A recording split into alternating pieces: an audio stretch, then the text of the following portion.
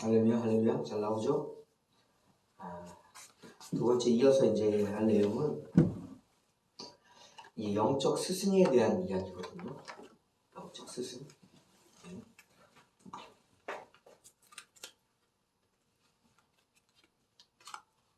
영적 스승은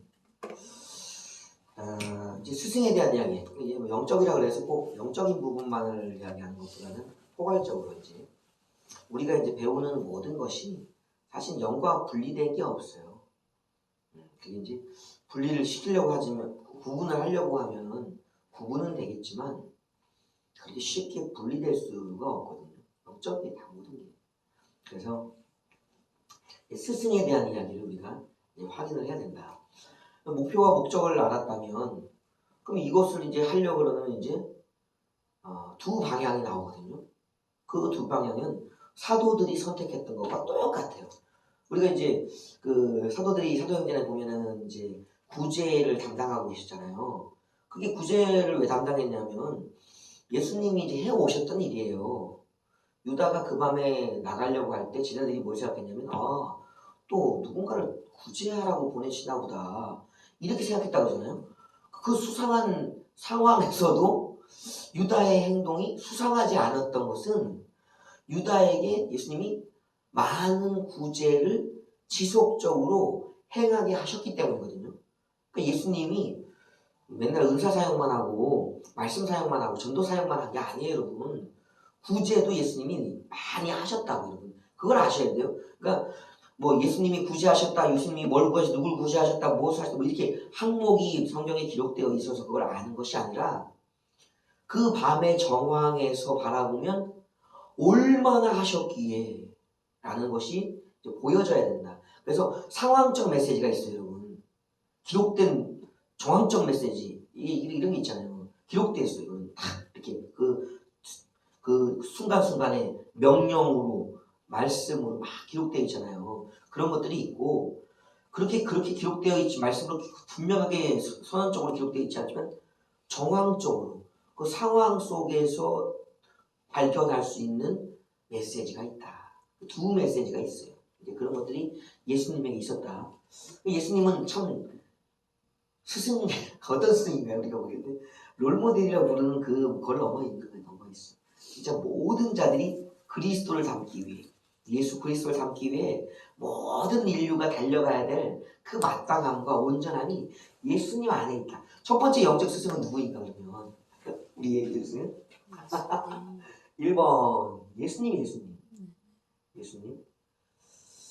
근데 예수님을 여러분 닮아보려고 해보셨죠? 여러분 그 토마스 아켄피스의 그리스도를 본받아. 그러니까 여러 가지 뭐 이렇게 표현들적으로 예수 그리스도의 길을 따라 예수 그리스도의 발자취를 쫓아간다. 참된 목자 뭐 이렇게 막 하여튼 예수님을 닮아가고자 하는 수많은 노력이 사실은 교회의 전통 속에 있었고 구약도 마찬가지죠. 구약이 이제 누굴 바라보고 있었냐면 그 이제 에덴에서부터 주어진 약속이잖아요. 타락한 후에 하나님이 그들에게 어디를 바라봐야 될 것인가? 너희의 방향은 어디자? 그게 이제 여자에게서 날 그 그리스도 메시아 이걸 바라보게 하셨거든요. 언약의 말씀을 주셔서 그러니까 그 남녀 아담과 하와는 남녀예요. 그냥 작게 보면 한 남자와 한 여자. 그러나 그것을 한 남자와 한 여자로 보지 않죠. 우리가 이제 멜기세덱의 이야기를 할 때 뭐라고 해석하냐면 멜기세덱에게 11조를 드리는 아브라함을 보면서 뭘 봤냐면 그 아브라함의 허리 속에 있는 자녀들까지 보았다는 거예요. 레위를 봤잖아요. 그러니까 아담과 하와를 볼 때도 아담과 하와는 남녀라는 개인을 보는 게 아니라 그들의 허리 안에 있는 그들이 가지고 있던 생명력이 이제 번성할 것이잖아요. 하나님의 축복 속에. 하나님이 번성하라 하셨으니까 번성을 할 것이니까 그 나올 생명들을 바라볼 때에 우리가 이제 생각해 볼 수 있는 많은 지점들이 있다. 그래서 예수님을 닮아가려고 하는 것은 굉장히 어려웁니다. 구약 때부터 그리스도를 바라봤는데 이제 밝혀진 확정된 그리스도가 예수 그리스도잖아요. 그러니까 저 폭넓은 그리스도를 갖다 구약부터 또 신약 내내 고백되어지고 닮아가려고 했던 바라봐주셨던 그 첫 번째 영적 스승은 예수님 완전한 스승이다. 어렵다. 얼마나 어려운가. 예를 들면 이거 예를 들어봐야죠. 예수님의 이제 사역에 이제 여러 가지 층이 있잖아요. 우리가 이제 목회자이기 때문에 예수님을 목회자로 예수님 목회자예요, 여러분. 예수님이 우리가 잊으면 안 돼요. 영적 스승은 여러 가지가 있을 수 있어요. 가령 예를 들어서 1번이 우리가 이제 목회니까 목회니까 영적 스승을 구분하자면 목회자, 그렇죠? 이렇게 구분할 수 있겠죠? 또 어떻게 구분할 수 있을까요? 목회자인데 목회만 하고 있지 않아요. 뭐냐면 은사를 사용하잖아요. 은사. 그러니까 은사자라고 볼까요? 은사자. 또 뭐가 있을까요? 그냥 목회하고 예배드리고 막 그렇게만 해요? 아니요. 가르치는 자요. 이건 뭐라고 하지? 가르치는 자를 할까 그냥? 가르치는 자? 가르치는 자. 또 뭐가 있어요? 목회하고 은사 쓰고 가르치고 전도도 하죠? 전도자. 또 뭐가 있을까요? 아까 좀 했던 그 구제하고 그런 걸 뭐라 그럴까요? 구제자라 그래요? 그럼 뭐라 그래? 표현을 좀 그렇네.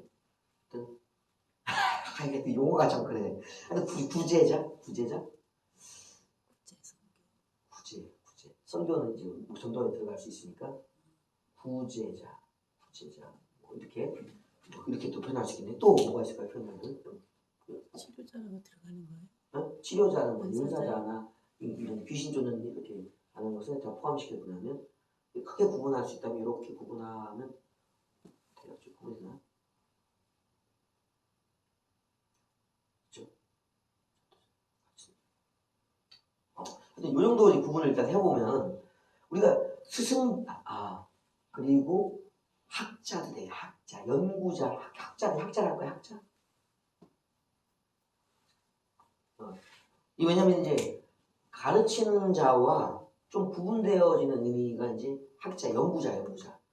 이게 우리가 많이 한다고 잘 가르치는 게 아니에요. 조금만라도 잘 가르치는 사람이 있어. 지식은 이만큼인데 교수법이 너무 안 되는 분이 있어. 교수가 안 되는 분이 있어. 잘 못 가르치는 분이 있다.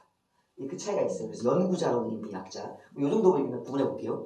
그러면 우리의 예수님은 어떤 수준이냐? 하나씩 보면 되겠죠? 목회자, 목자예요. 잘 이끌어가야 돼. 뭘로? 사도들은 얘기했어. 뭘로 이끌어가라고? 너희들이 말로 하는 게 아니라 본을 보이면서 가라 했어. 본을. 그 예수님 같은 거는 일단은 본보이기예요. 본보이. 오늘 새벽에도 이제 가상 실현을 이제 우리 계속 살펴보고 있었는데 십자가 위에서 하시는 거예요. 우리가 평안할 때는 말하기가 참 쉬워요. 평안하니까 말이. 그러나 환난 중에 있을 때나 극심한 고통과 질병 속에 있을 때 그같이 말할 수 있겠는가? 욥의 이야기가 대표적이잖아요. 평안할 때 그가 친구들 다 인정하잖아요. 너는 대단하다. 많은 자들에게 존경받고 본이 되고 네가 얼마나 대단한 사람이었냐. 너의 믿음이 참으로 좋았다. 그런 환난 당하는 걸 보니까 너는 그것이 네 하나님께 인정받는 삶은 아니었구나. 막 비난하잖아요. 그러면 욥이 가졌던 건 뭐예요? 욥이 가졌던 건 환난 때나 평안할 때나 하나님 앞에 불평하지 않는 의로움이 그에게 좋은 본이. 고난 중에도 동일하게 예수님도 마찬가지잖아요. 평안할 때만 그랬어요. 십자가 위에서도 똑같은 거예요. 이게 본보이면요. 좋을 때나 나쁠 때. 그 평안할 때와 고난 때. 평안과 고난의 시기가 일치. 우리가 언행일치 막 그런 얘기 하잖아요. 말과 행실도 같아야 되는데 고난의 때나 평안의 때나 본보이는 게 똑같아요. 예수님은 이러셨다. 십자가 위에서조차도 마지막 사역을 이렇게 본보이셨다. 두 번째로는 목회자는 본보이는 은사자. 예수님은 어떤 능력이 있어요? 예수님은 능력을 어떤 능력을 보셨나요? 우리 잘 알고 있죠? 봉쇄 나올 때 죽은 자를 살렸다. 이거 할 말은 없는 생명의 능력, 생명. 죽은 자를 살렸다. 생명을 다루는 능력. 그리고 벙어리가 입으면 뭐라 그러죠? 귀 먹은 자가 들려요? 눈 먼 자가 눈을 떠요? 이건 뭔 능력이 이거는 창조적 능력이 창조적 능력. 그러니까 예수님의 이제 뭐 여러 가지를 할 수 있겠지만 그 눈 먼 자, 벙어리, 귀 먹은 자를 저는 자를 고쳐준 건 이건 표현을 어떻게 하지 이건? 참 이럴 때가 좀 헷갈리네. 창조 회복이 아니라 창조. 아예 없던 기능을 살려내는 거. 창조적 능력, 창조 능력. 거의 예수님의 사역에서는 이 장애를 나아지게 하는 게 아니라 없던 기능을 만들어내는 창조적 능력이었다고. 창조 능력. 그 다음에 또 어떤 게요? 무리를 거르시고 또 폭풍을 잠재우시고 이거 뭐야? 자연을 다스리는 이거 뭐라 그래요? 자연을 다스릴 수 있는 능력. 또 뭐가 있어요? 떡을 떼어서 나눠주잖아요. 이 떡이 어떻게 늘어나냐고 이게. 그 물을 포도주로 바꾸네. 이거는 물리적 어떤 변화를 막 만들어내는 거예요. 이것도 뭐라 그래야 돼? 이것도 창조의 영역. 변화의 영역, 창조의 영역. 그리고 또 뭘 하시는가? 어떤 자들의 드디어 질병이 나오죠 이제. 장애를 고치는 건 창조적 능력이고, 질병은 뭐 문둥병, 불치병이잖아요 여전히. 또 뭐 열병이라든가, 그 다음에 또 뭐 혈류병 같은 것들, 질병을 고쳐. 질병을 고쳐. 치유의 능력이 있다고. 또 뭐가 있어요? 귀신조차도 이제는 예수님이 능력으로 말씀을 쫓아내요. 귀신을 다루는 능력 가진 거예요. 귀신을. 자, 또 어떤 걸 변화시킬까요? 예수님에게 이제 사마리아의 수가성 여인이 있잖아요. 니고데모도 있잖아요. 나와갖고 궁금한 게 많았다고. 그리고 바리새인과 사두개인들도 마찬가지예요. 제사장들도 마찬가지고 궁금한 게 굉장히 많았다고. 그리스도 논쟁도 하고 또 부활의 논쟁도 하고 또 이제 예배의 논쟁도 하고 거듭남에 대한 궁금한 게 있었잖아요. 그러니까 그건 가르칩니다. 요거 하고요. 그 능력은 이제 요거 한가요? 능력? 요거 이렇게 할까요? 그렇죠. 세 번째는 이제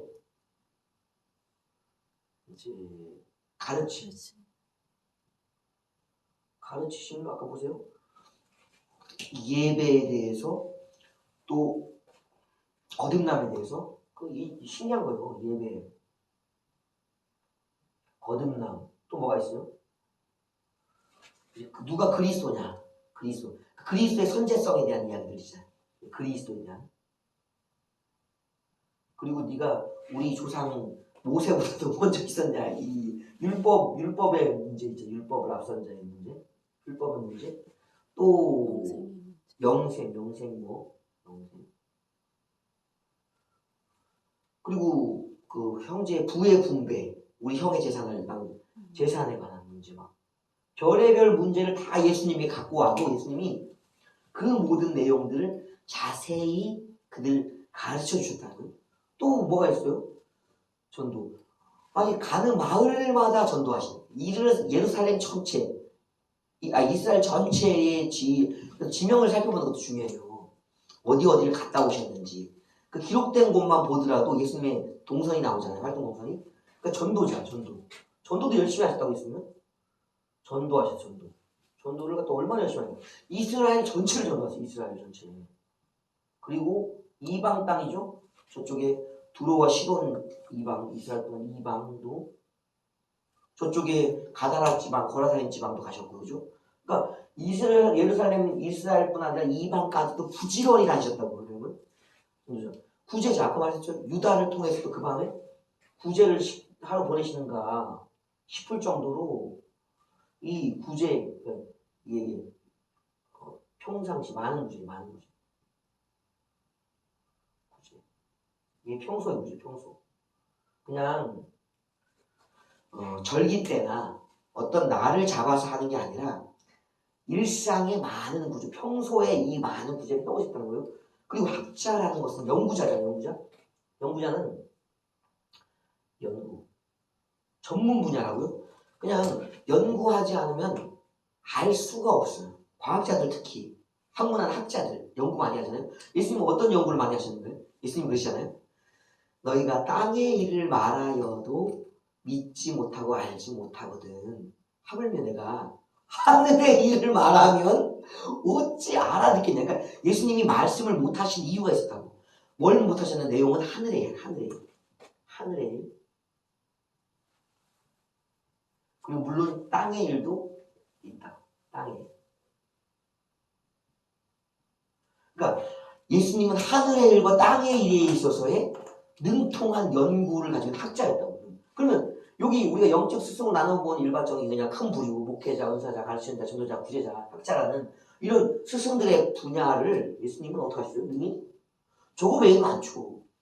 능히 감당하고 계신 사람이죠. 저렇게 다 분야의 깊은 지식과 영성을 우리가 닮아갈 수 있겠는가? 예수님 닮는 게 사실상 어렵다. 그래서 우리가 뭘 닮아가기를 원하는데요? 뭐 그냥 제일 목회자로서 많이 하는 건 뭐예요? 이렇게 여기 본보기 목자니까 이걸 막 닮아가려고 애를 쓰잖아요. 목회 잘하려고. 또 어떤 능력사이죠. 부흥 강사들 뭐예요? 부흥 강사들. 그리고 목사와 교사는 붙어있는 직분이니까 목사가 그냥 목회만 하지 않잖아요. 반드시 뭐도 잘하려고 해. 반드시 이거 잘하려고 그러고. 그리고 목회자들이 다 노력을 하네. 전도도 하려고 그래. 그러나 저것을 온전하게 하는 게 아니라 부분적으로 자신에게 특기가 되어지는 부분이 있다는 거예요. 어떤 사람은 구제를 하나도 못하는 사람도 있어요. 어떤 사람은 연구를 못하는 사람이 있고 전도를 못하거나 가르치지를 못하거나 능력이 없거나 하는 우리는 결핍이 있다고. 예수님은 저것이 다 충족되어 있었다. 이 놀라운 사실이에요. 그 예수님을 닮아가는 사실상 불가능에 가까워요. 그 성경의 인물 중에도 바울 정도가 베드로 사도나 요한 사도 정도 12사도를 뭐 이제 예를 들자면 그 정도고 또 이제 빌립 집사님 뭐 그 사도 스데반 집사님 같은 이제 그런 분들이 이제 손꼽히는 분들이잖아요. 이제 그런 분들의 영역에서 한정적이었다. 모두가 예수님을 닮아갈 수 있는 게 아니라 어렵다. 그럼 어떻게 해야 되는가? 영적 스승인 예수님을 닮아가는 게 힘들어. 그럼 영원히 바람 공만 있어야 합니까? 예수님은 멀리 계시나 가까이 있는 스승이 또 있다. 제일 가까이 있는 스승이 누굴까요? 여러분, 우리가 그렇게 신경을 안 쓰고 있는, 의외로 못 쓰고 있는 담임 목회자. 이 두 번째는요, 담임 목회자. 이 담임 목회자를 우리는 지금 이제 뭐라고 부르고 있어요? 우리는 개척자.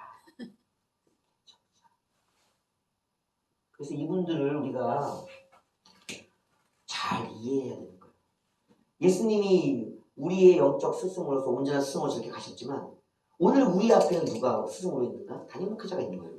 그래서 담임 목회자를 우리가 잘 이해를 못하면요 성장이 더뎌요. 목회 훈련을 받고 있는 개척 훈련을 받고 있는 사람들도 담임 목회자를 이해하지 못하면요 성숙과 성장이 느려. 굉장히 느려. 왜 그럴까요? 담임 목사가 그냥 된 게 아니죠. 개척자가 그냥 된 게 아니죠. 저분들의 목회 연륜이 보통 이제 같이 시작했는가 아니면 좀 몇 년, 몇십 년이 지났는가 그 차이가 있을 수는 있지만 그들의 나름의 또 뭐가 있나 내가 준비한 것과 같은 그 이상의 준비 시간이 또 있었다는 거잖아요. 그러니까 깊이가 다르다고. 그리고 일단 목회를 시작했잖아. 교회 전체의 책임자로서 얼마나 많은 사람을 만나고 얼마나 많은 일을 겪었겠어. 우리 그 목사님 하신 얘기잖아요. 담임 목사님 뭐라 하시냐면 처음에 저도 이해가 안 됐어요. 성도 수가 100명이 되는데 되면 나는 대통령도 할 수 있을 것이라는 말을 이해하게 됐대. 그렇게 뭐래? 성도가 100명만 되면요 대통령도 할 수 있대요. 대통령이면 5천만이죠? 5천만을 통치하고 다스리고 양육하는 그런 민족의 어른인데 교회의 목사가 성도가 100명쯤 되면 5천만이야. 이게 어마어마한 분이 되는 거예요, 여러분. 이것이 비유적이지만 목회자들의 공통된 말씀의 표현이에요. 성도가 몇 명? 한 100명. 100명이면 뭐가 같은 숫자면요. 우리 민족 얼마? 5천만. 5천만. 같다라고 이야기해요. 그래서 담임 목회자를 별명 지으면 뭐라고 부르면 되냐면 교회요? 대통령이라고 부르면 되는데 나 혼자 있는 거야? 그래서 대통령들이 누구를 불러요? 조차인데 목사님들을 부르는 거예요. 담임 목회자. 그 목사 한 명 한 명이 뭐와 같기 때문에 자기의 행정적 경험과 위상과 같기 때문에 부르는 거예요. 물론 타 종교도 부르잖아요. 주지스님 뭐 어디 가톨릭에도 이제 주교들이라고 부르는 분들 있잖아요. 그러니까 각 종파에 저런 목회자들을 부른다. 특별히 이제 교회는 목사님들이죠. 수준이 대통령이에요. 그러니까 개척 교회의 목회자는 일단 뭘로 생각해야 되냐? 대통령급이다. 여러분 수준. 그럼 대통령 만날 때 어떻게 만나요? 친구처럼 만나요? 이웃집 아저씨처럼? 그럴 수 없지. 일단 권위가 다르잖아. 그가 가지고 그렇게 아무리 뭐 호불호가 있어도 위상이 있잖아요. 위상이. 이게 담임 목회자 위상이에요. 담임 목사를 만날 때 대통령처럼 예우로 만난다면 어떻게 만나겠냐고. 굉장히 존중하면서 만나게 되는 거예요. 근데 성도들이 그걸 잘 몰라. 왜냐하면 성도들은 개척을 해볼 생각도 못했고 준비도 못 해봤잖아. 목회자 경험을 한 번도 해본 적이 없잖아. 자기 그냥 자기 성화를 이루어가는 것 뿐이지. 좀 크면은 가족 구원이나 이런 걸 다루어가겠지만 거의 다 개인에 머물러 있다고. 교회 전체를 아우르는 이 고민을 한 번도 안 해봤거든. 고민을 안 해봤는데 무슨 성숙이 있냐고. 없지. 그럼 꼭 기억해야 된다. 담임 목회자가 대통령급이다. 생각하셔야 돼. 고개를 이렇게 꼭 깎듯이 쓰게 된다. 저것이 돼야 된다. 일단 그래서 담임 목회자가 왜 그런가? 아까 말했다시피 교회의 출발과 교회의 마지막. 교회의 마지막은 어딜까요? 출발은 아까 목적과 목표에서 나왔지만 마지막은 천국이에요. 천국. 여러분 담임 목회자, 담임 목자의 목자 어디로 끌고 가는지를 우리 알아야 돼. 이 담임 목자의 비중은요 어마어마한 영생이 걸린 문제예요. 여러분. 목표지. 어디라고요? 목표지가? 천국이. 천국을 향해 나를 이끌어가는, 앞서 걸어가는 목자이기 때문에 엄청나게 영적 스승을 존중해야 되는 거예요. 그러면 그분이 걸어가시는 그 길들을 이렇게 바라보면서 그분들이 이제 이 예수님처럼 다 가질 수는 없다 그랬잖아요. 부족한 부분이 있다고. 그래서 담임 목회자를 바라볼 때 뭘 바라봐야 되냐면 예수님과 비교해서 부족한 부분을 바라보는 것이 아니라 그럼 뭘 바라봐야 돼? 예수님과 닮아있는 부분을 바라봐야지. 이해하셔야 돼요, 여러분? 예수님과 비교해봐서 예수님에게 담임 목회자가 없는 것, 예수님에게는 있으나 담임 목회자가 없는 것을 바라보는 것이 아니라 예수님에게 있었던 것이 담임 목회자에도 있는 그게 뭐라고 그러냐? 목회적 장점이에요. 은사예요. 여러분. 세 번째가 은사. 목회적 장점. 그래서 우리가 이제 이걸 이해해줘야 된다. 자꾸 담임 목회자가 온전하길 바래. 이게 문제예요. 여러분, 온전해서가 아니에요. 배울 것이 있어서지. 담임 목회자가 예수님이 아니잖아요. 예수님을 닮아가는 자잖아요. 그러니까 담임 목회자에게 온전함을 바라봤는다. 이게 여기 문제는 뭐냐면 여기 생각해야 되지만 온전을 바라보는 것이 아니라 뭐예요? 장점, 닮은 점? 예수님 닮은 점. 장점. 온전을 바라보는 게 아니라 배울 점.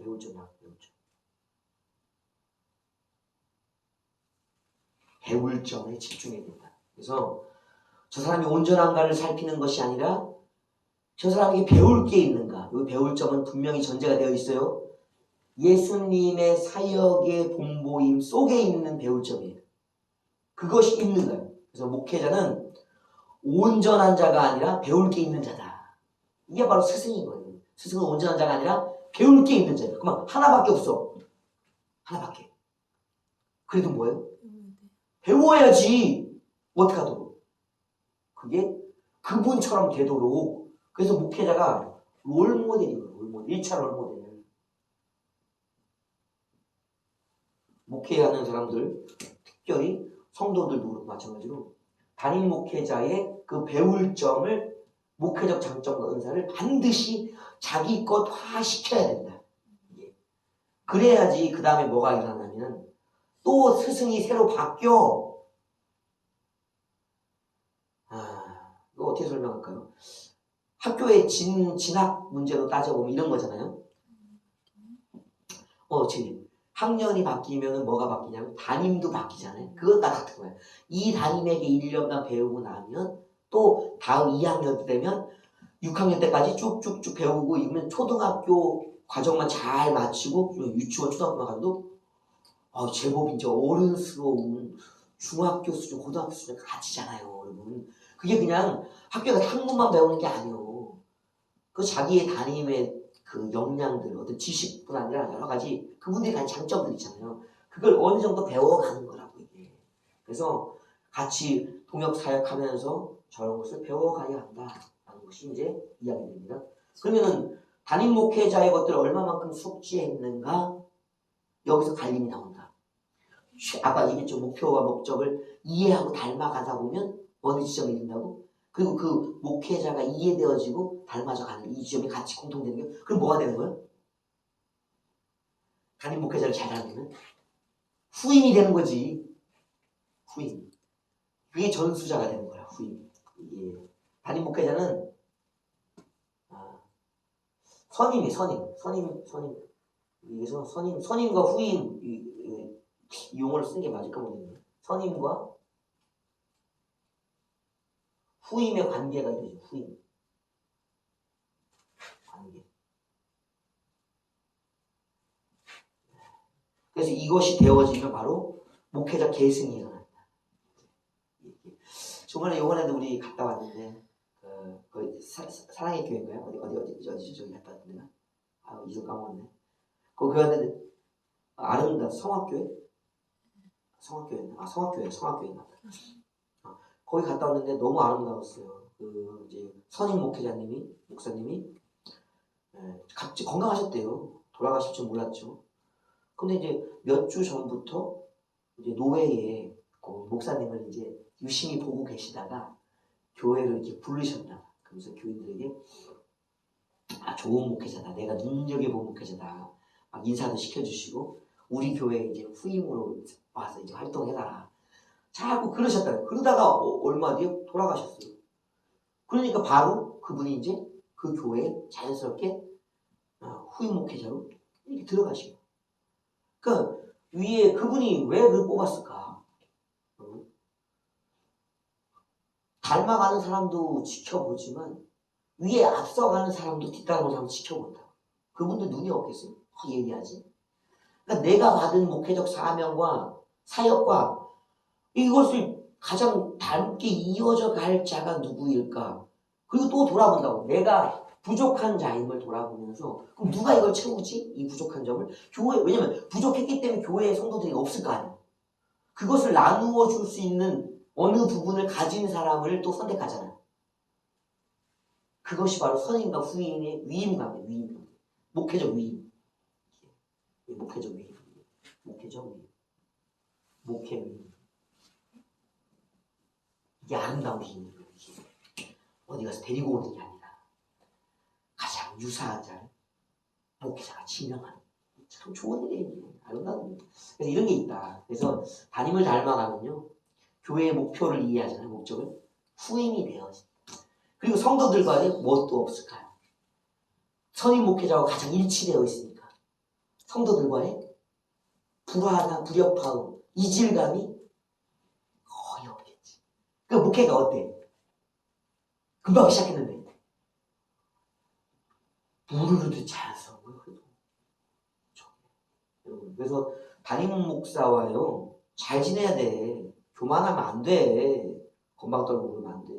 조금 문사적으로 앞선 게 있을 거 아니에요. 우리 목사님은 뭐 찬송이 안 된다든가 그런 경우가 있을 거 아니에요. 다른 건 다 잘하시는데 찬송이 안 돼. 나는 찬송을 너무 잘해.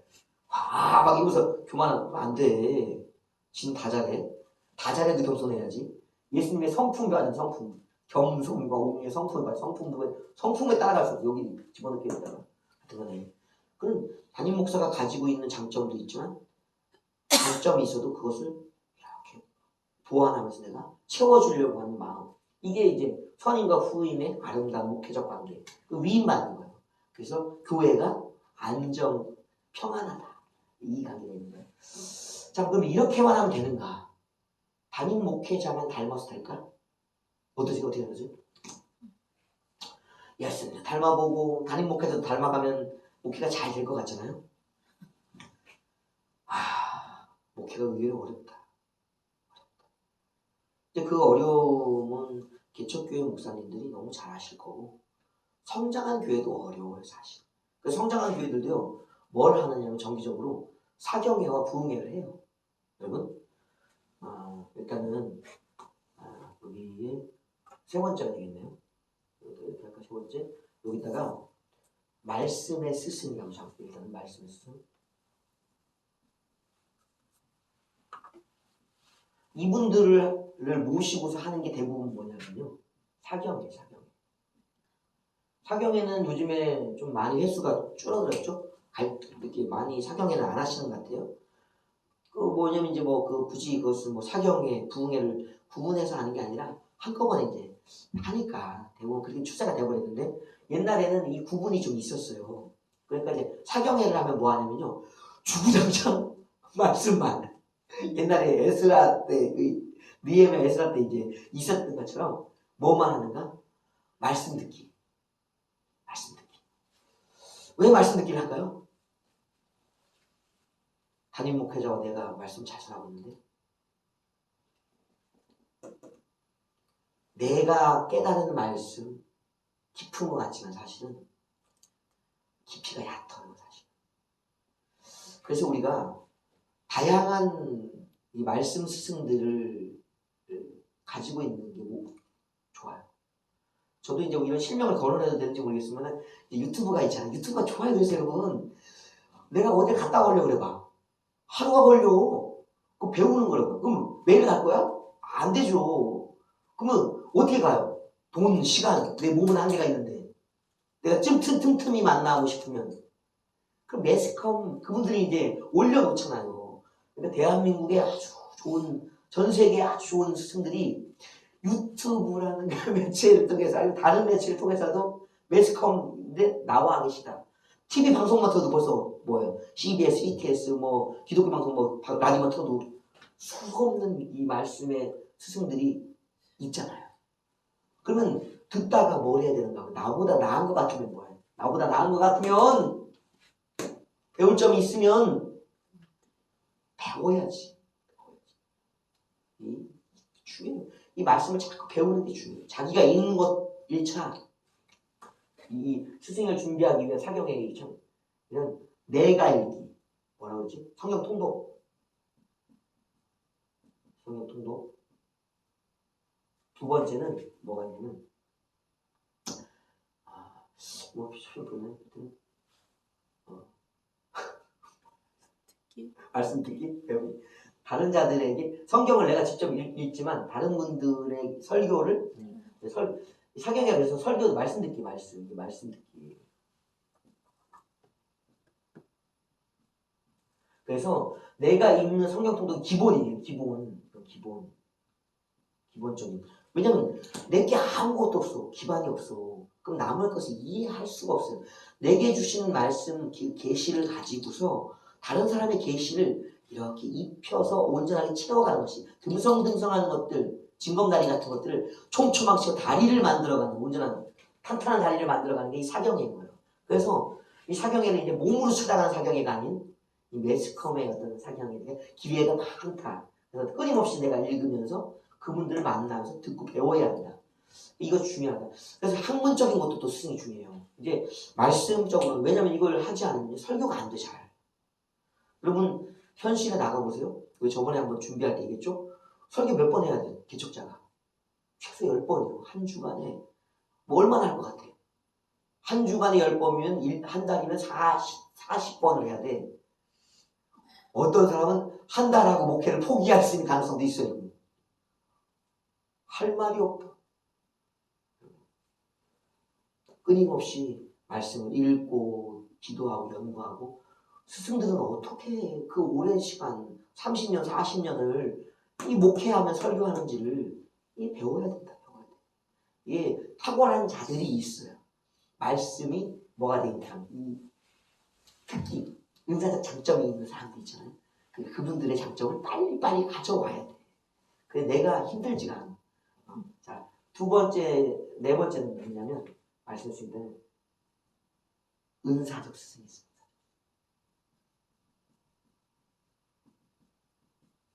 이 차이를 둔 게 뭐냐면 은사와 말씀이 다르기 때문에.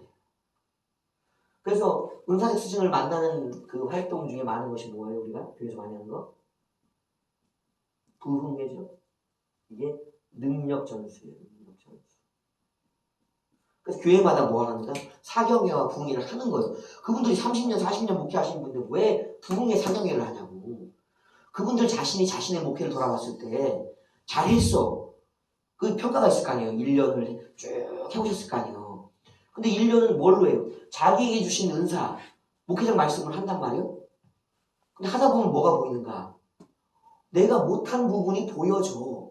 그게 겸손이에요, 여러분. 이 말씀 스승과 의사 스승을 모인다는 것 자체가 목회자를 닮아간다는 자체가 겸손이라고.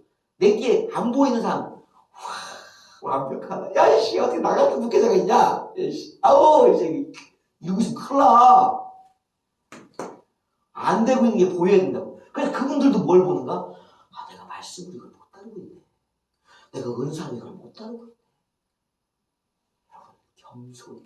그래서 부흥회와 사경회를 하는 거예요. 말씀으로 내가 못한 것을 그분들이 도와줘서 나도 배우고 성도도 배우고 내가 못 다루는 영적 마귀 사탄 귀신 우리 안에 없을 것 같아요, 여러분? 예수님도 말씀하셨어. 너희 안에 악한 것이 있으니 살인, 미움, 무지, 배역 뭐 여러 가지 7가지 8가지 얘기하셨잖아요. 사도 바울은 뭐 로마서 1장에 28가지 얘기하셨잖아요. 우리 안에 있는 그러한 것들, 우리가 그러한 자가 되도록 이끌어가는 영적 이런 악한 것들이 있다고. 이걸 다스려줄 수 있는, 처리해줄 수 있는 사람이 필요하다고. 이게 되려고 그러면 준비가 뭐야? 기도에 기도. 기본, 이것도 기본이었을 때 기본. 그래서 보니까 기본은 말씀과 기도. 사도들이 결론이죠. 왜 그분들이 사도인데 왜 그분들이 말씀과 기도로 가겠어? 왜 사경회와 부흥회를 그분들이 추구해 가겠냐? 이유가 있다. 이유가 우리가 교만하지 말자. 말씀 스승과 은사적 스승을 반드시 모셔야 된다. 또 5번째 스승이 누가 있냐면요. 학문적 스승. 그럼 말씀만 잘해도 되잖아요. 은사만 잘 써도 되잖아요. 근데 묘한 게 뭔지 아세요? 내가 아무리 잘 읽고 아무리 기도해도요. 학문적인 체계화가 안 돼. 여러분. 신학교 교수처럼 가실 수 있을 것 같아요. 여러분. 목사로서의 부흥사로서의 어떤 것은 될 수 있어도 교수로서의 일이 안 돼. 우리가 잘 학문적 스승이 필요해. 학문적 스승. 5번째. 이걸 뭐래? 이 많이 하는 게 이게 우리 그 뭐죠? 학회하는 거 학회? 정기 논문 발표에 뭐라 그러지 그걸? 포럼 뭐라고? 포럼? 포럼이나 뭐 그런 거? 그래. 포럼. 그리고 이제 그 학술해. 여러분, 우리가 온전해지는 건 사실 이 각 분야의 전문가들에 의해서 목회가 견실해지는 거예요. 목사가 없이 어떻게 목회가 되겠어요? 목사들 중에도 특별히 말씀에 능한 자들이 없으면 어떻게 말씀이 더 풍성해지게 열리겠어요? 기도하는 자들에 의해서 영적인 이 계시와 은사들이 풀려지지 않으면 어떻게 우리의 영적 세계를 잘 알아가겠냐? 학문적으로 체계화 시켜주려면 우리가 어떻게 탄탄한 아주 누구라도 알아들을 수 있는 체계화가 가능해지겠냐고. 이 어려운 일들이 사실은 모두의 협력에 있습니다. 목사의 폭은 굉장히 넓은 거예요. 여러분. 그리고 그 이외에도 뭐 전도자나 구제자 이런 것들이 또 추가로 있잖아요. 이런 부분을 우리가 살펴봐야 된다. 특별히 이제 요 정도까지만 하고 자세한 세부적인 내용을 한번 얘기해볼게요. 말씀의 스승이라 그러면 사경회를 통해서 내가 읽던 성경과 다르게 나를 열어줘야 되는데 어떤 게 열린 거냐는 거예요. 우리가 글을 모르지 않잖아요. 성경을 적어도 100독은 했잖아요. 다 웬만하면 목회자 정도면 그래도 100독은 많이 했을 거예요. 왜냐면 안 할 수가 없지. 신학교 숙제 뭐 나와요? 신학교 다니면 4년 동안 숙제. 매 여름, 겨울 때 되면, 방학 때 되면은 뭐 하러 가다? 성경 통독하러 가. 그럼 최소 1독에서 2독은 하고 온다고. 그걸 갖다가 4년 하면은 보통 뭐 10독은 하는 거예요. 다 신학교 대부분. 그러면서 또 뭐래요? 또 개인적으로 매일 아침마다 개인 성경 읽기가 있잖아요. 그러면 1년 잡으면은 보통 한 많이 하신 분은 7독 하신다고 하더라고요. 10독, 7독. 그 우리 노예고생들 보니까 가능하죠. 근데 꾸준히 몇 장씩 읽어나 하시는 분들이 계셔요. 그러면은 그렇게 해서 1년에 10독 정도 하고 신학교에 또 4독해서 14독 했고 뭐 방학 때마다 계속 목회 내내 계속 하면 얼추 쌓여진 게 한 30독, 50독 기본 그렇게 돼 있고 많이 읽으면 100독까지 가 있을까요? 내가 그렇게 읽으면 됐지. 어떤 게 더 열리는 거예요? 어떤 게 더 열리는 걸까요? 말씀 전체에 통전적인 읽기 그리고 그 안을 관통하는 게 있어요. 세밀한 그 찰나를 읽어내는 것이 전체 역사를 읽어내고 또 전체 역사를 읽으면서 동시간에 그 순간의 찰나의 역사를 읽어내는 깊이가 달라요. 그래서 그 구분을 자기가 알아야 돼. 그래서 그걸 알려고 그러면 성경을 모르면 절대 그 구분이 안 돼. 그걸 알아야 돼. 그래서 제가 이렇게 이제 해보니까 어떤 부분이 오냐면 계시의 말씀이 이제 생긴다 했어요. 가령 예를 들어서 오늘 이제 새벽에도 제가 설교하려면 준비를 해갖고 올 거 아니에요. 성경을 읽을 거 아니에요. 묵상하고. 아유 이게 그렇게 있는데 이렇게 될 때가 있어. 그냥 그렇게 내용만 읽힐 때가 있어. 아무런 해석도 안 될 때가 있다. 내가 읽을 때 아무런 해석도 안 돼. 근데 주여 이걸 이렇게 하면은 이거 그냥 성경 낭독이지 이게 설교가 아니잖아요. 주님 봉독이지 설교가 아니잖아요. 주여 도와주세요. 그리고 기도를 하다 보면 싹 하고 생각이 스쳐지나는 거야. 그게 이제 뭔 생각이 스쳐지냐면 설교의 방향이 예화가 싹 스쳐가요. 그때 막 마음에서 화답이 기쁜 게 막 생각은 정리가 되어지고 가슴을 막 불타오르고 그러면서 설교가 이게 이 말씀에 이게 이문이 열려간다는 것은 이게 뭐냐면 설교가 만들어져. 설교문이 작성된다. 어디서? 내 마음과 머리 안에서 설교문이 먼저 만들어져. 그게 뭐냐면요. 이 말씀이 이제 열려져 가고 말씀이 나를 향해 말씀을 걸어온다. 말을 걸어온다는 거예요.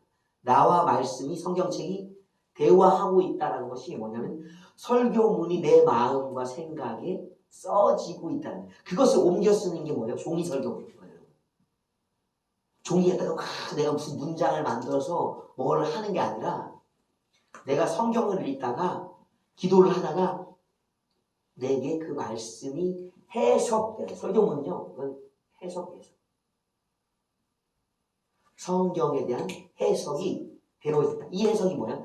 다양한 견해, 다양한 견해.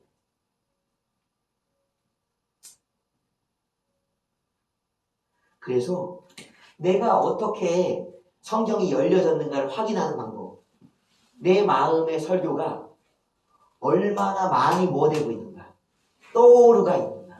그리고 얼마나 다양한 관점의 해석과 견해들이 내게서 나오고 있는가가 그만큼이 뭐예요, 되게? 말씀이 열려졌다는 증거들. 그래서 한 본문을 가지고요 10대까지 견해로 설교하신 분이 있어요. 이번에 우리 농사님 보셨잖아요. 한 본문 가지고 몇 번에 3번 하시잖아요. 그냥 시간이 부족하대. 맨날 시간이 부족하대. 할 말이 다양하게 할 말이 많은 거야. 하나의 본문 가지고. 그래서 그분에게 말씀이 열려 있다는 걸 하는 거야. 얼마만큼 할 수 있을까? 이 우리 옛날에 유명한 일화 있잖아요. 그 사도 요한은 맨날 설교하시면 뭐 사랑 설교를 하시잖아요. 그러니까 그분은 사랑 하나만 갖고도 평생의 목회를 설교를 할 정도의 깊은 이해와 다양한 관점이 그분에게 있는 거예요. 말씀이 그분은 사랑이라는 단어는 더군다나 성경의 핵심 요약이잖아요. 완성이잖아요. 그 어려운 사랑을 가지고 일생을 목회하며 설교하는 분, 말씀이 열린 분이에요. 그런 분. 이건 풍성하다고. 들을 때마다 새로워. 어머, 어머, 어머, 어머. 또 설교문이 만들어지고 다양한 견해를 갖고 있는 이거 말고 또 뭐가 변화가 있는지 아세요? 그가 영적인 말씀을 깨닫고 하고 있다면요 성령의 화답이 있어요. 그거 이게 성령의 화답입니다. 성령의 화답. 이거 사람들이 보통 성도들이나 이런 사람들이 표현할 때 뭐라고 그러는지 아세요? 은혜 받았다. 은혜 받았다. 이게 은혜 받았다. 성도들이 설교 시간에 이렇게 하고 있는지 아니면 찌그러져서 막 그냥 자고 있는지 청청한 눈망울 이러거든요. 목사가 안 보여요. 보여요. 그 순간에 뭐 자기에게 은혜가 임하지만 이 공간 안에 예배 공간 안에 예배당 안에 은혜가 가득 차 있고 성도들에게 은혜가 막 들어가고 있는 게 보여지고 느껴져. 은혜 받고 있는지가 알아진다고. 성령의 화답이 그게. 영적 말씀을 내가 가르치고 설교하고 있다라는 것을 아는 게 은혜예요. 은혜가 없으면 안 돼. 졸고 있는데 큰일 나지. 조는 건 뭐예요? 마귀 역사예요. 이게. 말씀 듣고 졸아요. 생명을 빼앗기는 거예요. 마귀가 그러잖아요. 길가밭에 던진 거 즉시 빼앗아 간다고. 즉시 빼앗기기 때문에 기쁨이 뿌리를 내지 못하고 믿음이 뿌리를 내지 못하는 거예요. 생명이 없잖아요. 죽은 자 같은 거예요. 또 말씀이 열렸다는 것은 무엇일까? 자기가 이렇게 스스로 열려져 가는 사람도 있어요. 그건 어느 정도 단계예요. 그러나 처음에 우리가 읽었을 때 이 영역으로 바로 갇히지가 않아요. 뭐가 먼저 있는 거 아세요? 이런 말씀의 스승들의 설교를 들을 때 뭐가 오는지 아세요? 힌트가 와. 힌트. 이 표현을 뭐라고 하지? 힌트라고 할까요? 설교적 힌트, 설교 힌트? 설교, 일단은 설명하기 어려우니까 설교의 힌트. 이렇게 말씀들 스승들의 설교를 듣다 보면 설교의 힌트가 오는데 뭔 힌트? 예를 들면 이런 거예요. 누가 그리스도에 대한 이제 시리즈를 하실 때가 있잖아요.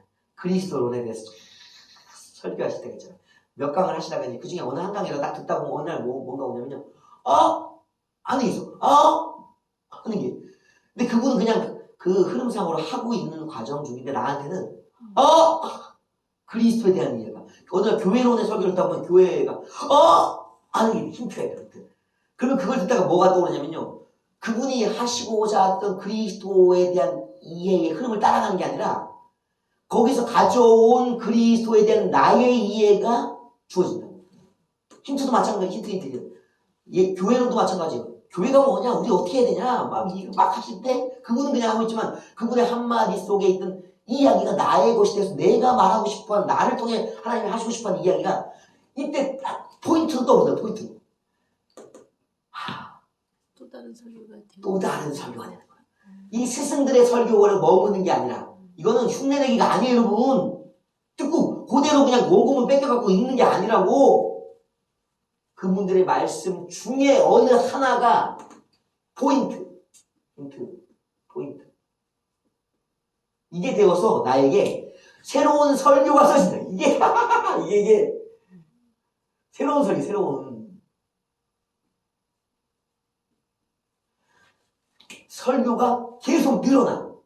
그 한 편의 설교를 듣고 있는 동안 3편, 4편까지, 5편까지도 막 나의 새로운 설교가 막 쏟아져 나와. 이게 말씀이 열려가. 그래서 뭘 해야 되는가? 말씀의 스승들의 말씀 지도를 받아야 돼. 막 가서 말씀을 가르쳐 주세요. 그게 아니라 그분들이 하시고 있는 말씀을 듣다 보면 새로운 설교가 내게서 나온다. 이것이 쌓여져 가면 내 마음의 설교가 성령이 은혜로 화답하는 설교가 되어집니다. 이게 사경회를 하는 이유예요. 말씀 스승을 두어야 되는 이유. 몇 명을 뒀냐에 따라서 또 달라져요. 1000명 두면 될까요? 아니, 그게 안 돼. 다 모든 성경에 설교들을 잘해요. 잘하는 게 포인트가 있는 게 아니요. 내가 배울 점이 나에게 맞는 결이 있다고. 결이. 여러분, 우리가 성경의 모든 주제를 가지고 설교할 수 있는 게 아니요. 내가 특화되어 있는 영역이 있다. 그게 설교의 결이요. 결. 옛날에 예를 들자면 이런 거였어요. 제가 찬송인들을 처음에 할 때 이제 막 하잖아요. 금요일 같은 때는 이제 막 우리가 이제 능력의 시간이니까 막 그렇게 하잖아요. 근데 나 집사님이 조용히 찾아오셔서 저희가 하시는 말씀이 전도사님, 강도사님, 다 좋은데 은혜롭고 좋은데 우리 불찬송 좀 부릅시다. 불을 받고 싶어요. 뭘 받고 싶다고요? 불찬송에 불을 받고 싶다는 거예요. 근데 저희 교회는 이 은사와 이제 말씀이 같이 있잖아요. 뭔 말씀인지 알잖아요. 근데 이제 뭐가 안 되냐면요. 제가 불찬송을 부를 수 있는 그게 준비가 안 돼요. 찬송가는 부를 수 있지. 그러나 찬송가를 부르는데 뭐가 안 되면 그 찬송을 부를 때 뭐가 임해야 돼요. 불찬송을 불렀으니까. 불의 능력이 임해야 되는데 불찬송은 부를 수는 있으나 불의 능력은 안 임해. 그걸 내가 알아. 그것과 같은 거예요. 그래서 내 레파토리에, 찬양의 레파토리에는 뭐가 없냐면 능력 찬송과 불찬송이 그때는 없었어. 보혈과 고난과 또 믿음의 여정에 관한 것들의 찬송, 위로에 대한 찬송이 대부분이었지 불찬송의 능력 찬송 그때 못 불렀다고, 끼워넣지 못했다고 있다가 그것과 같은 거예요. 자기의 결이 있다고. 안 되는 결이 있어. 왜? 그걸 좀 구분할 수 있으니까. 여러분, 말씀도 그래. 내가 못하는 말씀이 있다고. 내 말씀에 결이 있다고. 듣고 싶다고 하는데도 못해주는 말씀이 있다고. 그래서 누굴 통해 듣는가? 말씀의 스승들을 통해 그렇게 해. 그들도 배우고 나도 배워가서 이제는 뭐 할 수 있어. 나는 저 맨날 이제 샤브선수들이 맨날 그 능력 찬송만 해요. 불찬송만 해요. 그럴 정도로 이제는 뭐만 한다. 때가 있다. 설교도 맨날 그래. 설교도 그렇게 결이 있는 거예요. 배워진다. 이 속에서. 그래서 진짜 되면 이제 성령이 진리의 말씀에는 진리의 영을 화답해 주시는 거예요, 여러분. 이게 완성되는 거예요. 아셨죠? 말씀 열려가야 된다. 그래서 배워야 되는 거예요. 학문적으로 배우는 게 아닌 거는 말씀을 배우는 거지. 설교를 통해서 배우는 거예요. 설교 학을 배우려고 그래. 아니에요.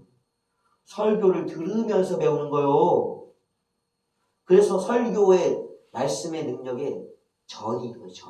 전수. 말씀의 전수. 그래서 이것은 사경의 말씀의 전수. 말씀 듣기가 이제 말씀의 전수예요. 그걸 아시면 됩니다. 은사의 스승은 왜 필요한가? 목회가 말씀 갖고만 되는 것 같아요. 우리가 성경을 몰라요? 안 읽었어요? 우리가 설교를 일주일에 10번을 한다고 하면요. 성도들 10번을 듣는 거예요. 얼마나 많이 알겠어. 수준이 한 10년 되잖아요. 앞에 설교시키잖아요. 못할 것 같으세요?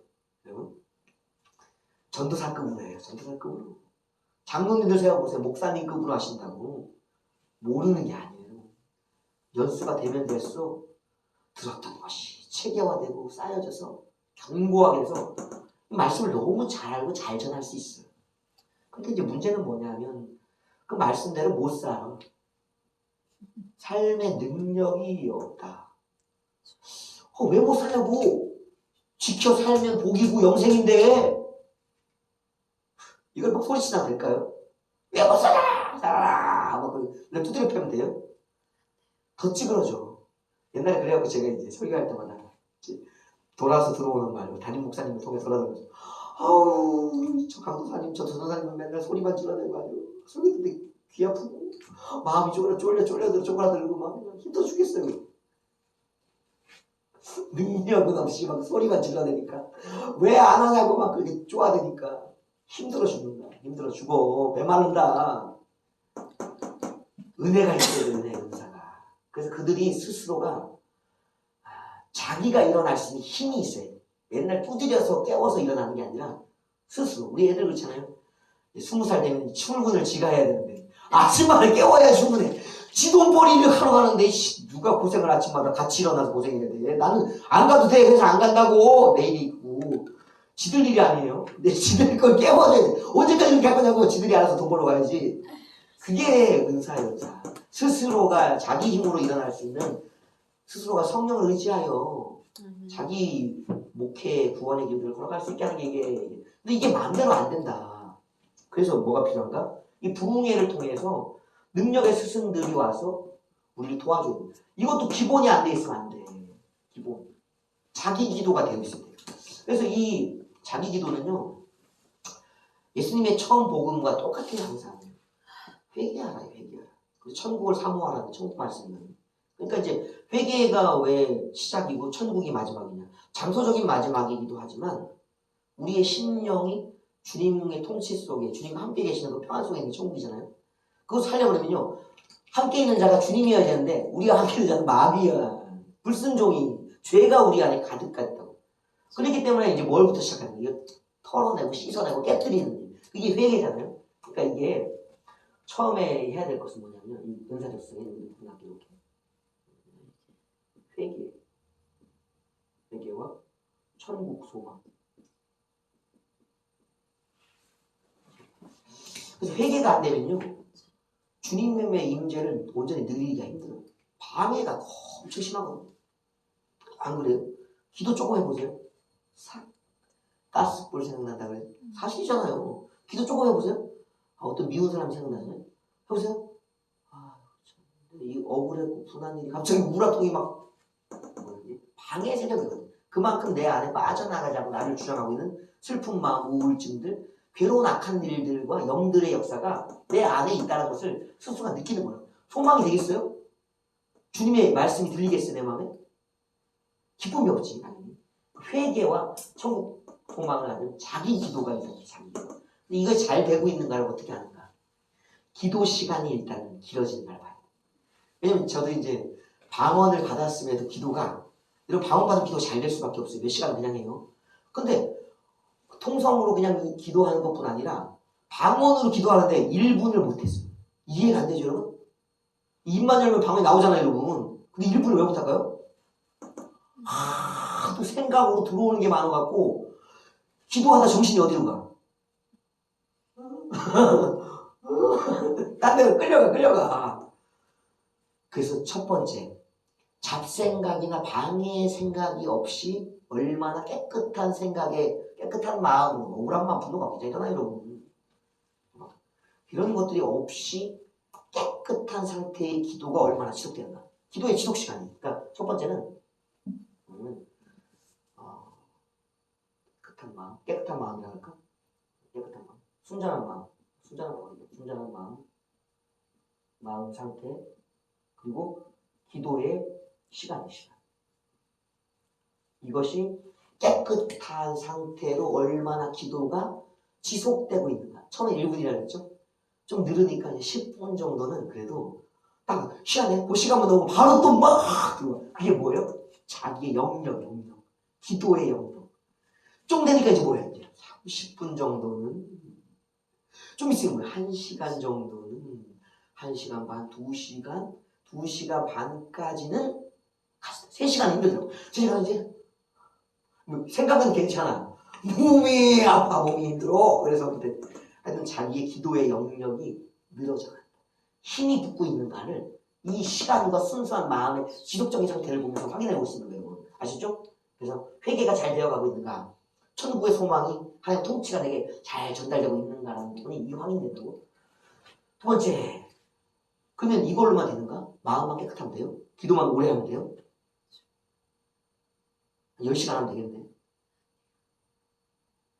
이제는 시간이나 마음의 상태를 넘어서는 또 다른 척도가 있어요. 내게 숨겨져 있던 성령이 주셨던 은사적 재능이 일어나야 돼. 그게 이제 첫 번째 일어났던 게 이제 각자마다 틀리지만 저는 방언이었거든요. 방언이 나왔고. 또 방언만 나오는 게 아니라 방언을 계속 쓰다 보니까 또 다른 은사들이 개발돼. 여러분 그 줄기 식물이죠. 고구마, 감자 같은 것도 있어. 싹 하면 뭐 어떻게 돼요?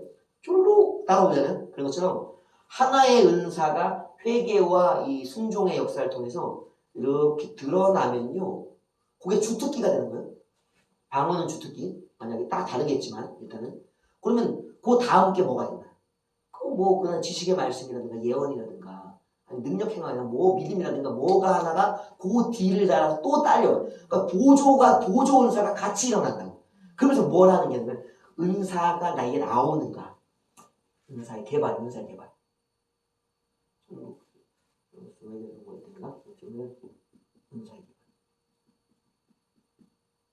개발. 이 개발 맞죠? 개발. 은사의 개발이 된다. 그러니까 처음에는 내가 받았던 한 가지 은사가 있어요. 처음 시작의 은사가 있다고. 이 시작의 은사에서 추가적인 은사가 일어나는가. 이것이 두 번째 척도다. 방언만 하는 자가 없는 날 방언이 통역되네. 내 소리를 못 알아듣잖아 대부분. 쭉 하면서도 뭔가 뭔 기도를 하는지 몰라. 그리고 근데 문장이 하나가 떠오르네. 주님께 순종하겠습니다. 뭐지? 이 긴 기도가 한마디로 주님께 순종하겠습니다 해석이 되는 거. 그러다 보니까 또 뭐래? 뭘 순종할지 항목이 나와. 내일 내가 교회 청소하겠습니다. 내일 어머니 아버지께 찾아뵙겠습니다. 아니면 오늘 예배를 어떤 식으로 뭐 하겠습니다. 찬송을 멋장 불리면서 아니면 어떤 기도의 작정 기도의 시간을 가질게요. 아니면 주님이 말씀하고 싶은 그 뜻대로 설교를 할게요든지 방언을 하는데 설교가 떠올라. 할 일이 떠올라. 해석이 되어진 해석만 되나? 그 다음에 그것을 할 수 있는 능력과 믿음이 같이 떠올라. 그러니까 은사가 추가로 줄줄줄줄줄줄줄 개발되고 나타나더라. 이것이 바로 제대로 되어진 방향이다. 이게 바로 일어나는 게 아니죠. 여러분 돌짝밭 개간해 보셨어요? 저희도 이제 할 건데 돌밭을 개간하면 계속 돌이고 돌. 몇 시간 할 것 같아요? 몇 시간 하면 힘들어서 못해. 뭐가 필요한지 아세요? 기계가 필요해. 그 기계를 다루는 분들이 오셔서 포크레인인지 막 이거 막 뒤집어 먹는 거예요. 부도적으로 이런 거 있잖아요. 그런 중장비가 동원돼야지. 내가 중장비를 못 다뤄. 그것이 바로 누구예요? 내 이 가려진 이 마음의 영적 밭을 개간할 수 있는 게 은사적 스승들이에요. 와서 뭐래요? 강력한 불의 은사들이나 어떤 성령의 임재의 은사들을 통해서 회개와 이것도 뿌릴 듯 일으켜서 은사를. 그 디모데에게 했던 말이잖아요. 네가 장로들의 안수 기도 때 받았던 은사를 다시 한번 내가 가서 안수를 통해 불릴 듯 일으키는. 그러니까 이 영적 스승들, 은사적 스승들이 와서 도와줄 때 지쳤던 은사들 쓰다가 이제 힘들어지잖아요. 다시 불릴 듯 일어나고 더 나은 은사, 더 좋은 은사들, 숨겨진 은사들이 막 개발되어서 나온다. 이게 바로 영적 스승들의 은사예요. 그래서 기도를 받으셔야 되고 부흥회를 자주 하셔야 돼요. 영적 소진이 있어요. 영적 소진. 육의 말씀적 소진과 육의 약함이 있는 게 아니라 영적 약화도 일어난다. 꼭 필요하다. 그래서 스승들을 많이 두면 좋을 것 같지. 이것도 100명 스승님을 모시겠으면 얼마나 많이 빠질 거잖아요. 말씀 수가 똑같아. 은사도 결이 있어요. 죽었다 깨어나도 안 되는 게 있어. 안 되는 게 있어요. 그래서 말씀의 결, 기도의 결, 이 은사의 결을 그래서 자기가 알게 돼요. 그래서 뭐가 나오잖아요. 자기 사역적 특색이 나온다. 목회적 특색이 나온다. 다 같은 게 아니에요. 다 같은 목회를 하는 게 아니에요. 부흥회를 하고 뭐 사경회를 하는 게 다 같지 않아요. 다 달라요. 그래서 영적 스승들 중에도 이제 계열이 있을 거 아니에요. 아까 얘기했듯이 우리 불을 받고 싶다고 얘기하는 뭔 계열이 있을까요? 이게 전문 분야, 특기 분야가 나오는데 이제 은사의 계열이에요. 은사의 계열 어떻게 계열? 이 계열이죠? 예. 계열. 이 계열들이 이제 알아지고 내게 전수되어져. 전에는 내가 불이 없던 사람인데 어느 날 설교를 하는데 오늘 기도를 해주는데 사람들이 뭐라 하는지 아세요? 뜨거워지죠? 뜨거워 견딜 수가 없어. 그래. 뭐예요? 이게 내게서 불이 나간 내 말씀과 내 손의 안수 내 기도에 불이 실리기 시작하더라. 이거 어떻게 가능했겠어요? 나는 없던 사람인데. 불의 은사들을 쓰는 사람들에게서 뭐야 받은 거야? 천수받아. 그래서 엘리야의 불의 사역이 엘리사에게 전수된 거예요. 그 불이 계속 흐르는 자들이 있다. 불사역만. 또 어떤 분들 보세요. 그분들에게 가면 열려요. 열린다는 게 뭔지 아시죠? 우리 메인이 아니잖아요. 다 보잖아요. 근데 어느 날 보면 천사가 보이고 귀신이 보이고 사람들의 영이 보이고 마음이 보이고 천국이 보이고. 이게 뭐예요? 그게? 이게 빛의 사역, 계시, 눈이 밝아진다. 바울도 그랬잖아요. 비늘이 아나니아의 안수가 벗김에 열림의 안수라.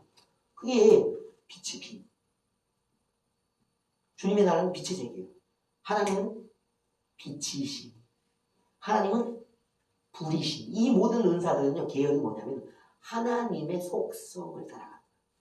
하나님의 속성은 한두 가지일까요? 만물에 흐르는 속성이, 하나님의 내적 속성이 만물에게 부여되어 있는 거예요. 뭐가 있을까요? 생수. 물. 생수가 있다. 이 생수를 맛을 보면 마음이 시원해지죠. 가람이 없어. 만족성. 이 가지고 있는 느낌들이 그대로 나오기 때문에 속성 계열을 아는 거예요, 여러분. 이거 안 받아본 사람 백날 얘기도 모르지, 당연히. 어떻게 그러냐 그러지. 어떻게 그러긴 냉수 마셔봐, 어때? 뜨거운 불에 손 좀 집어넣어봐, 어때? 저 태양빛에 나가봐봐, 어때? 몰라, 이걸? 아이고, 뜨겁네. 아이고, 시원하네. 아이고, 환하네. 알지. 자연 만물 속에 하나님의 속성이 숨어있다고. 또 뭐가 있어요? 기름. 이 기름은 일단 향이 좀 나죠. 바울의 말씀 중에도 그게 있죠. 너희는 그리스도의 향기니. 향기. 그것이 이제 부어지면은 뭐라는가? 존귀를 입는. 그래서 제사장과 대제사장들에게 이제 부었던 게 기름 부음이잖아요. 기름을 왜 부으는가 하면 구별의 기름이기도 해요. 성별의 기름. 구별이라는 건 성별이에요. 따로 분리한다는 거예요. 그러면서 뭐가 나는가 하면 그들이 향이야. 그 향은요, 일반인들에게 나는 향이 아니에요. 여호와의 전에, 여호와의 성막에서, 여호와의 기물들에게서 나는 향이요. 그러면 그 기름 부음을 하는 사람은 누구란 얘기요? 하나님의 기물들이다. 하나님 것이 향이 난다. 또 뭐가 있을까? 뭐지? 진도. 이 은사의 계열은요, 신의 산이에요. 지금 신의 산. 우리 신의 산처럼 알잖아요. 출애굽기. 그때 임재의 순간에 한 여호와께서 임하실 때에 증상이 있었죠? 뭐요? 불이 그 안에 있었죠? 그리고 빛이 푸석푸석하는 빛이 있었죠? 또 물은 이제는 동해갈 때 바닷속에서 터진 물들이잖아요. 기름 부음은 제사장 임식 때 이제 부어졌던 거잖아요. 또 뭐가 있어요? 우레가 뭐예요? 천둥이 치는 거. 또 뭐가 있죠? 구름. 또 뭐가 있죠? 진동. 그 다음에 하나님의 소리, 음성, 나팔 소리,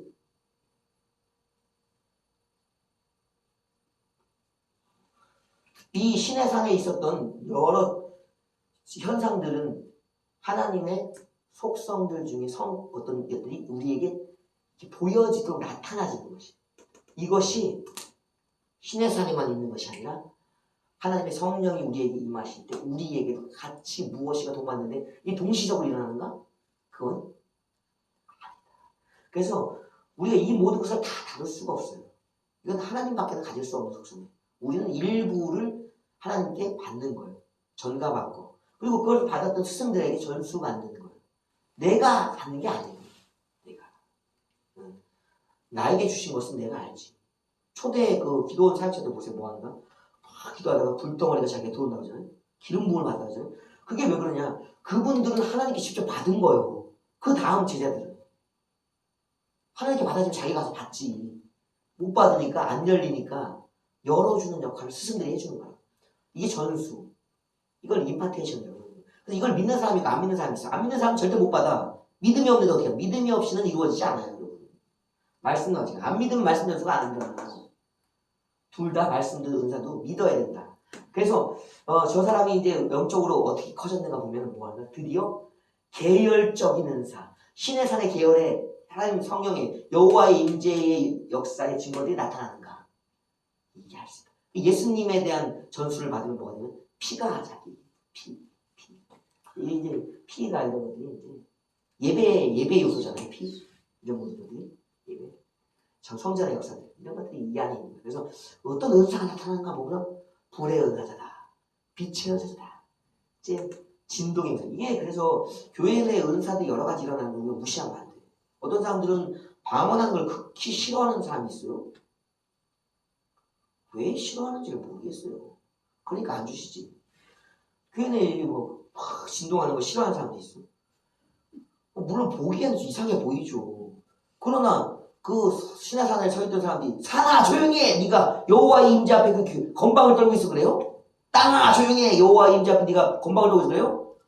떨리는 것은 당연한 거예요. 땅이 두려워 떠는 거예요. 감히 지존자가 임하는데 어떻게 벌벌벌. 그 진동은 두려워 떠는 거라고. 겸손한 거예요. 그게 오만한 사람이 이렇게 있지. 백성들도 두려워 떨었다고 진동. 이 사람들이 뭔 생각을 하고 있는 거죠? 여호와 앞에 두려워 떠는 게 진동인다고 진동을 안 해? 목이 곧은 백성일 가능성이 99%지. 또 화를 내고 있구만. 하여튼 간에 이렇게 은사적 스승들이 열려간다니까? 시간이 해버렸네. 좀 더 해야 되죠? 한 문제 스승만? 짧게 할게요. 한 문제 스승이 있어요. 우리가 신학교를 졸업을 안 했다면요. 우리가 어떤 목회하고 있을까요? 내가 신학교, 솔직히 까놓고 말해봐. 신학 졸업 안 했어. 내가 하나도 모르는 상태에서 내가 성경을 읽고 내가 기도하다가 이제 목회를 시작했다. 여러분 목회 어떻게 하고 있을 것 같아? 교회에서 어떻게 가르치고 있을 거 아니에요? 안 봐도 비디오다. 안 봐도 비디오다. 안 가르친다. 그게 왜 그래? 못 가르치니까.